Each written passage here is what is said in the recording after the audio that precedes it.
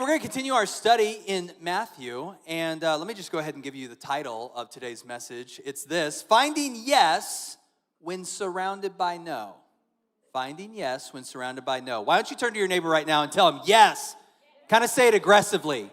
Yes! Yes! Some of you didn't do it, and that hurts my feelings. That's okay, I forgive you. All right, so everybody likes, in most situations, you like a yes, okay? So you talk to your tax guy, and you say, hey, did I get a refund? You want to hear?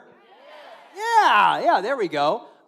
Whenever you reserve a hotel, and you're talking to the front clerk person, and you're like, hey, is breakfast included? You want to hear? Yeah, exactly. I'm trying to think of another one without looking at my notes. Nope, gonna have to look at them. I do this one sometimes. Whenever I go to a restaurant, I'm kind of cheap. So I like, whenever they bring out food at the beginning, I kind of want to know if it's free or not. Like, are they handing out bread or whatever? I like to know. So I'll look at other tables like, hey, are they getting bread or whatever? And then I'll just ask the server, hey, is the bread included? And you want to hear? Yeah, exactly. Or maybe you get pulled over. The one time in your life you were speeding, a cop saw you. Okay, you get pulled over and you say to the Mr. Officer, could you please just let me off the hook on this one? You want to hear? Yeah, exactly. Or, speaking for a friend, let's say you go to Andy's Frozen Custard and you want to get the Travis Kelce large size concrete and you happen to get a gift card for your birthday, and this would be like the 5th time that you've used it, and you hand it over to the cashier and you say, hey, I don't know if there's enough on there to cover it, and then they respond to you, yes, there is enough. Isn't that the best day ever? Exactly, that is the best day ever, in case you were wondering. Everybody loves to hear a yes on most situations. You want to hear a yes. But let me ask you this question. If you knew that God was going to tell you yes, what would you ask him for? What would you ask him? Like, if you knew he was going to say yes, what would you ask him? Like, some of you would ask for peace. Okay, you're just like, man, chaos going on in my life. I just want some peace. You knew God would say yes. Maybe for some of you, it's finances. You're like, man, just for some margin, Just so the inflation thing is real. Like, literally bought my wife a car battery this past week. And I remember 7 years before when we had to get another one, I was like, I'm pretty sure it was half price. It was I paid twice as much for this stupid battery than I did, 7 years ago. So you're just like, man, for some financial margin, man, that would be really, really cool. Or maybe some of you have a dream in your heart, and that's all it is at this point. It's just a dream in your heart. It's not a reality, but you would love it if God would make it a reality. Maybe for you, it's something challenging. It's something difficult. Maybe you need healing. You're like, God, I need you to say, yes, I will heal you. Maybe it's that you want a spouse. You want a yes there.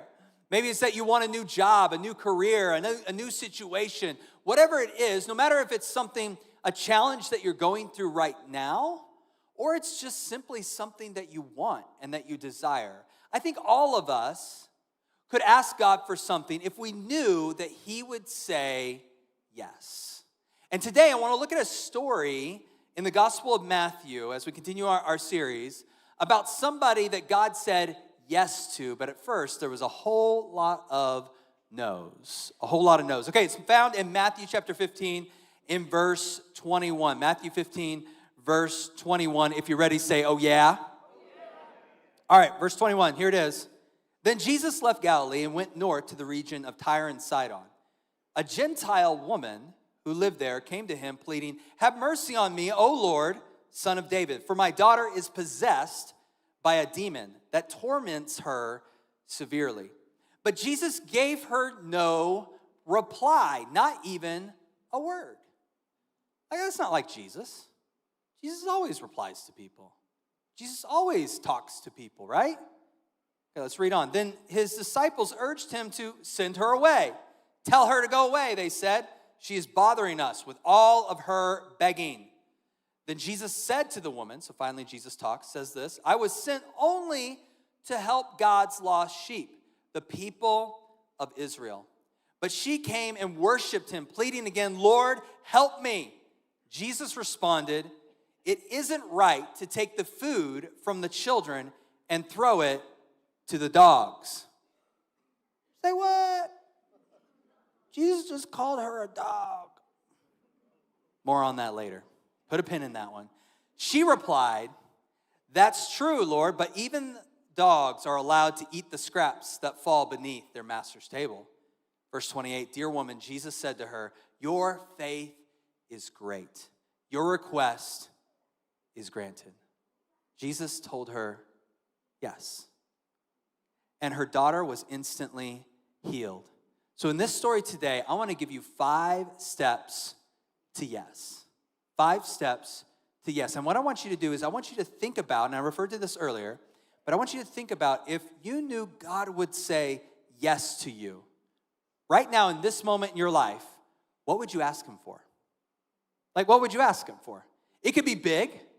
It could be small. It could be like an emergency situation because you're going through something really challenging. It could even be just something that you want, something you desire. What would you ask God for if you knew that he would say yes? That he would say yes. Okay, here's 5 steps to getting a yes. Number 1, search for Jesus. Search for Jesus. Number 2, determine that Jesus is the best and only option. Number 3, put the past in the past. Number 4, let Jesus stretch your faith. And number 5, remind the Lord of who he is. Remind the Lord of who he is. All right, right now I want you to turn to your neighbor and say, "Hey, are you ready?" Turn to your other neighbor and say, "Are you sure?" That was fun. All right, point number 1, search for Jesus. So this woman, she's going through something challenging, right? I mean, this is not a good situation. Maybe you've experienced something like this. This is like her daughter. Maybe you've had a son or daughter in an emergency situation, okay? Some kind of health crisis. I mean, that's what this lady is going through, some kind of challenge that she's facing. In fact, we don't know the specifics of the daughter's situation. Obviously, we know she's demon-possessed, so maybe they were into some pagan worship. I'm sure likely they were. And her daughter maybe got involved in some way. But the detail that we know is that she is tormented severely, is the description used of her. So this is not a great situation. This is bad. And so this mom likely has tried a lot of different things. If she's anywhere a decent of a mom, she's tried to solve it and figure it out. And then she hears news, somehow, we don't know how, but that Jesus is coming to town.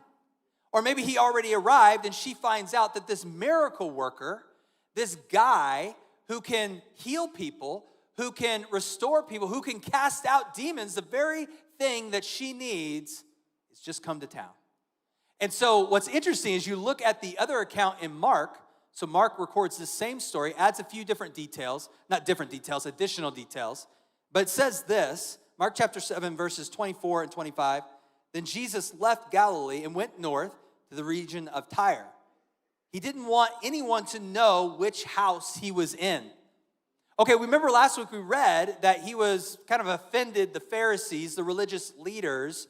And so, though we don't know from the text why he went north, likely it was because he was like, it's not his time to die. And so he's getting away from the religious leaders that are trying to kill him. And so he goes north, but he's playing like he's hiding. Now, how many know that Jesus was probably pretty good at hide and seek, right? Like as a kid, like he would know all the hiding places. I'm just hypothesizing here. But he would know where to go. And it probably was frustrating for the other kids. Like, oh, I don't want to play with Jesus again. He always finds us. You know, it probably was very frustrating. But for some reason on this one, this lady was able to find him. Even though he was hiding in this house, it says, but he couldn't keep it a secret. Right away, a woman who had heard about him came and fell at his feet. She went searching for Jesus. She went searching for Jesus. You know, sometimes we got to do a little searching for Jesus. Even if you've walked with God for a while, even if you've been a Christian for years, sometimes you just got to do a little searching for the Lord. And I love this passage I'm about ready to read to you. It's in Acts chapter 17, and this is is the Apostle Paul preaching to those in Athens, those that didn't know God, that worshiped a bunch of different gods. And he's kind of zooming way out and talking about like the existential things of life. Okay, he's zooming out like why God created the world and all that stuff. Like he's doing that kind of sermon. But we peer for just a moment, we look in, and we can see this whole idea of seeking. Okay, I want to read it to you. It's in Acts chapter 17, verse 26. This is what it says. From one man, he made all the nations. So Paul's talking about God. God made all the nations. Okay, we know that. Yeah, sounds good. That they should inhabit the whole earth. And he marked out their boundaries, or their appointed times in histories, and the boundaries of their lands. Like, so God was involved with some things. While we have free will, there are some things that he determined, and he figured out, and he set it up. Why? God did this, verse 27, so that. Okay, whenever you see a so that statement, whatever was preceding, you're about to get the reason why that preceding statement happened. Okay, so that God did this, set up all the people, put them in the different countries, set up the boundaries. God did that so that. God did this so that they would seek him and perhaps reach out for him and find him, though he is not far from any one of us. Do you know that's our ultimate quest here on earth? You may have started a business. You may have a great career. You may have a nice house. You may have a super cool car. You may have a lot of things in this life, but did you know that your ultimate purpose is to be a seeker of the Lord? Like that's what this whole thing is set up so that you might seek after God and find him, even though he's not that far from each one of us. Maybe today you came into this place and you were like, man, I don't know my purpose. Am I supposed to be a scientist or a salesman? You can know whether you got that figured out or not. You can know for sure you are supposed to be a seeker of the Lord. And this lady figures that out. That if I'm going to get a yes from Jesus, the first thing I've got to do is simply find him. And even if you've been walking with the Lord for a while, maybe this afternoon, while the sun is shining and it's super nice outside, you go into your room and you say, man, I gotta find Jesus. Because I've got this situation. I want a yes from Jesus. Maybe tomorrow morning you set aside some time where you say, you know what? I'm going to get up a little extra early because I want to take some time with the Lord. I've got to find him. I've got to go looking for him. I'm going to make sure I find Jesus. Maybe sometime this week you go on a trail out in nature with this nice weather and you say, Jesus, I've got to find you. That's what this woman did. She said, I've got to find Jesus. And that's exactly what she does because she needed a yes. All right, that leads to the second one. Second point, determine that Jesus is the best and only option. So she finds Jesus. Now she determines that he's the best and only options. How many know that we got a lot of options in today's world? There's a lot of stuff out there, right? A lot of things that will solve problems for you, okay? So I did some searching this past week when I was writing this message, and I was like, what are some things to solve people's problems? Like, what are options that we have to solve our problems? And so I'm going to show you a few of them. This first one, I've got a friend that, like on Zoom calls and stuff, it drives him crazy to see people eating. You're maybe one of those people. You're like, you just don't like to watch people eating at all. I'm here to tell you, rest assured, they've come up with a solution, okay? I'm going to share it with you today. Okay, here, let's see it here. Right here. Right here, it's a little curtain similar to your shower. And you just hook it in between your nose. It's probably very comfortable. You know, you just clip it right there, and then no one has to watch you eat. That is so wonderful. Okay, all right, this next one, you ever burn your mouth on eating hot food? Of course you have. And then it ruins the rest of the meal. But that's like at the beginning is when you burn it because that's when it's the hottest. What if it could just be the perfect temperature?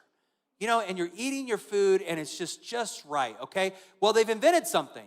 Okay, here it is. Let's take a look here, right here. While you're eating your noodles, and you can put a fan on your chopsticks because everybody's so good with chopsticks, why not put a fan on it, you know? That makes it great. So you have that. Then as well, I know it's a big deal to keep your house clean. Like that can be a challenge, to keep your house clean.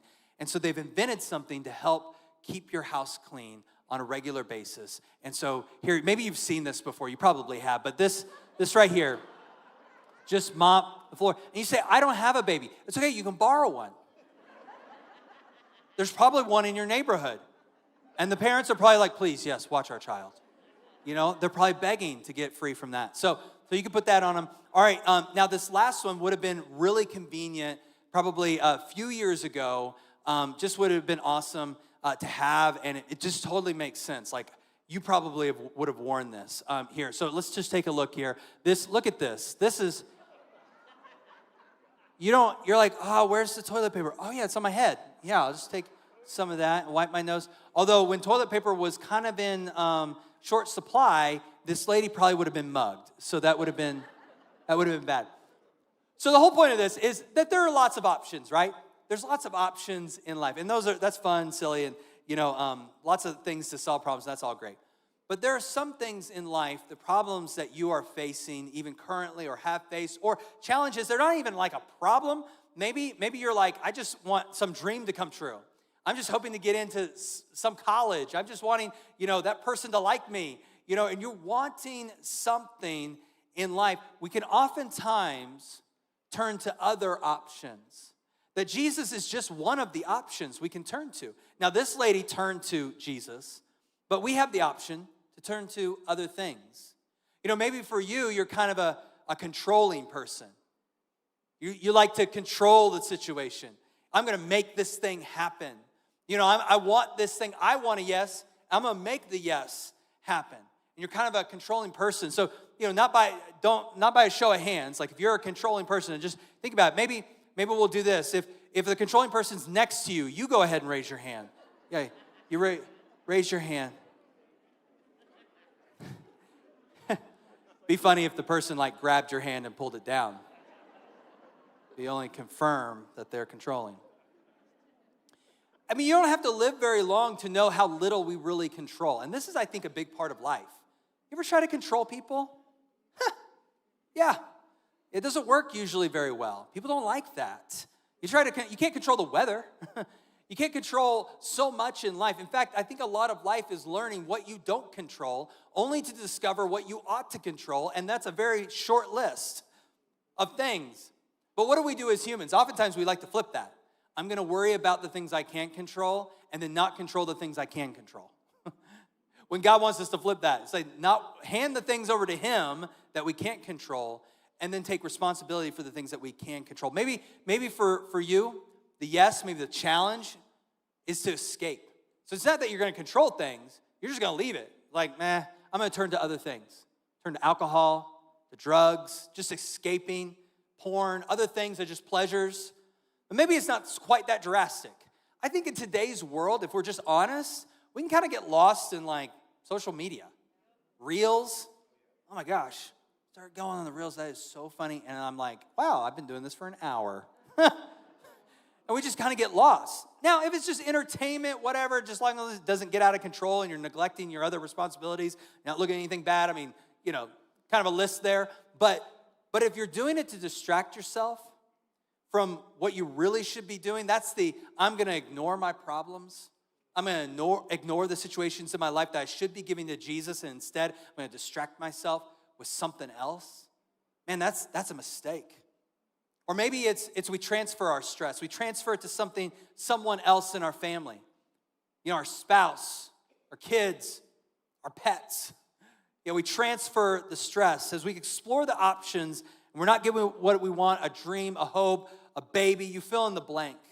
And you know what? We have to keep in mind this one thing, that emotions are very, very powerful. That they're motivators for us. And this is what I found. The bigger the situation, the more challenging it can be to choose Jesus as my option. Like, for example, it's easy to choose Jesus when we're about ready to go on a trip and we say, Lord, protect us on this trip. Give us a yes that will arrive in safety. I mean, that's usually pretty easy. But give me a situation that's really challenging. Now I'm tempted. Now I want to go to other things. Now, Jesus isn't quite giving me the answer I want, or he's not giving me an answer at all. Now I'm going to start looking to other stuff. Now, I want you to think about this. We're going to put it up on the screen. Emotions are powerful motivators that can send us to the feet of Jesus, but they can also move us to other options. Options from the world, from the enemy, or even ourselves, all of which fall terribly short of a real healing, real hope, real restoration, a real yes, and almost always leave us in pain and discouragement. We look to other options, but you know what this woman does? She goes to Jesus as her option, which leads to point number 3. Put the past in the past. Put the past in the past. New Living Translation says, a Gentile. That's what they call her. A Gentile. The Greek word there, if you translate, is actually Canaanite. This is what one commentator says about the Canaanites. Canaanites, many of whose survivors have been driven northward from Israel during the Israelite conquest, were the most morally despised of Israel's enemies in the Old Testament. So the Canaanites were not favored people. So you could imagine this is Jesus and the disciples are Jews. And they're coming, and this woman is a Canaanite. So not a great start, right? She's also from Tyre. And this region of Tyre and Sidon, oftentimes grouped together, was a bad area. It was a pagan territory. Very much idol worship. No wonder her daughter has a demon. Okay? And this is actually the place that Jezebel was from. Jezebel was a character in the Old Testament that married King Ahab and caused all of Israel to give into pagan worship. She was a terrible, awful person that did some terrible, terrible things. So that's where this lady's from. And then not only that, she's a Canaanite from Tyre, and she's a woman. And being a woman in that day was very difficult, very hard. You didn't have equal rights. You weren't treated well. And that's what this woman was. And then that's 3 strikes, you're out, but there's actually one more strike. Oh yeah, she has a demon-possessed daughter, which would have made life very hard. I mean, imagine going to the grocery store. I mean, very challenging. Try to do everyday stuff, and then the judgment from everybody else around you, that had to be challenging. Very, very difficult. This lady's background is not great. Maybe your past isn't great either. Before I dive into some of this, this point is, put the past in the past, which is a nice, cute saying. But the reality is, our past does impact our present. Let's just be honest for a second. Bad past decisions do impact our present. Bad decisions made to us impact our present. I mean, maybe for you, some things went bad in your marriage, and today you're single. Maybe you made some bad financial decisions, and today you're broke. Maybe you let your kids make some decisions, and now you own a cat. See the connection? That is the reality. Okay, our past does impact our present, but it doesn't have to impact God saying yes to us. Doesn't have to impact God saying yes to us. Here, we'll put this up on the screen. Take responsibility for your past. We should all take ownership of bad decisions and even responsibility for decisions that were made to us. It may not be my fault. If you had a bad childhood, it wasn't your fault, but it is your responsibility. You don't want to pass that on to your next generation. So it may not be your fault, but it is your responsibility. So we got to take responsibility for our past. But don't let your past contaminate your faith. Don't let your past contaminate your faith. We have to own our bad decisions, but don't think for a second that God won't give you a yes. So leave your past in the past. This 4th one. Let Jesus stretch your faith. Let Jesus stretch your faith. Look at what Jesus said. But Jesus gave her no reply, not even a word. Now, Jesus is not supposed to do that. How many times do we read like he's going one direction and somebody's like, hey, we need a healing. He's like, all right, let's just stop. Everybody, let's turn around. Let's change our plans completely. But Jesus ignores this lady. Let me ask you, have you ever felt ignored by God? Just honest moment. You ever felt ignored by God? You're not getting any answer. But you know what? This lady doesn't give up. She keeps going, verse 23. But Jesus gave her no reply, not even a word. Then the disciples urged him to send her away. Tell her, go away, they said. She is bothering us with all of her begging. So apparently she was not going away. She was just kept on begging, so much so that the disciples were like, She's so annoying. Please, Jesus, do something about her begging. But she's not giving up. She's continuing to press on. She's not going to let the silence stop her. But then Jesus responds. Unfortunately, it gets worse before it gets better. Verse 24, then Jesus said to the woman, I was sent only to help God's lost sheep, the people of Israel. So finally, Jesus says something, but it's not the answer she wants. It's like the opposite. It's no. So maybe you've been, like God's not saying anything. Maybe, though, you've experienced God being like, no. He says no. Now, sometimes, another caveat here, sometimes God says no because you're about ready to make a boneheaded decision, okay? Sometimes God is keeping you from yourself, okay? Keeping you from your bad decision, okay? So sometimes it's the grace of God that tells us no. But those situations aside, I do believe that God oftentimes will allow us to stretch our faith. Puts a little bit of a barrier in front of us to grow our faith. And this is what Jesus is doing with her. That's what I believe. In fact, you think about it, like if you want an arrow to go this way, what do you got to do first? An arrow is not just going to go that way. You got to actually pull it the opposite direction. Before it goes that way, it's got to go this way. And sometimes life can be like that. If you want to go forward, sometimes you have to go backwards. If you want your faith to progress, sometimes God's got to put a little bit of resistance on your faith to stretch your faith a bit. And so he does a little stretch with her. Verse 25. But she came and worshiped him, pleading again, Lord, help me. So she's not giving up. Here's the final stretch. Okay, he puts one more obstacle in the way. We read this at the beginning. Jesus insults this woman. Jesus responded, it isn't right to take food from the children and throw it to the dogs. Say what? Jesus calls her a dog. Now, even if Jesus is referring to your cute little dog, Roxy, your little mutt that is just so perfect, does no wrong, properly groomed, it's still a dog. Okay, people, it's still a dog. Jesus calls this lady a dog. Not good. All right, but then look at the lady's response. Verse 27. She replied, that's true, Lord, but even dogs are allowed to eat the scraps that fall beneath the master's table. I mean, she's just so quick with her response. Now, think about what this woman has been through. Okay, she searched for Jesus. She found him. She didn't let her past contaminate her faith.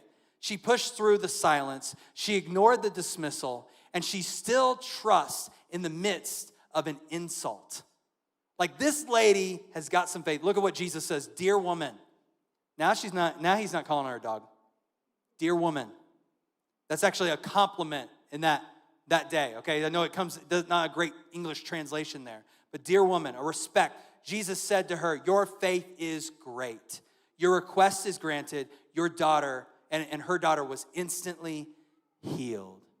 She got a yes, even though she was surrounded by a whole lot of no. Maybe today, you're looking for a yes. Remember at the beginning I asked, if God could tell you yes, what would you ask him for? It could be that you're in an emergency situation, or things are pretty good. Maybe you just want something more. Maybe it's that you want your life to have a little bit more significance. And you're like, God, what are you up to? Like, what's going on? Or maybe you've been asking God for something and you feel like he's silent, or you feel like he's telling you no, or maybe even worse, you feel like you've been insulted. Let me ask you, have you ever been in a situation where you said, like, God, what are you doing? Like, what's going on? Like, God, this doesn't make any sense. You feel insulted. This lady felt insulted. This is what I think Jesus was up to. Jesus knew exactly what was inside her.